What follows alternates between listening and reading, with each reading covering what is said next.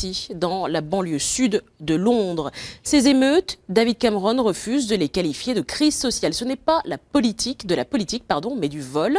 Voilà ce qu'il a déclaré devant le Parlement. Aujourd'hui, le Premier ministre qui promet notamment de dédommager les victimes des pillages. Bonsoir Olivier Weber, notre correspondant à Londres. Vous avez écouté David Cameron devant le Parlement aujourd'hui. C'est vraiment la tolérance zéro contre les émeutiers.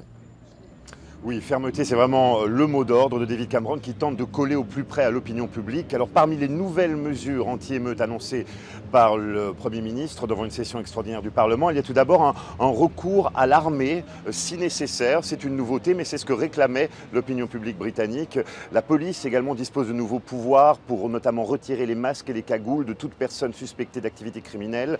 David Cameron demande également à la police de réfléchir à l'opportunité d'instaurer un couvre-feu si nécessaire. Donc vous voyez un virage vivement autoritaire. David Cameron qui a reconnu également que la police britannique avait commis des erreurs au premier jour des émeutes.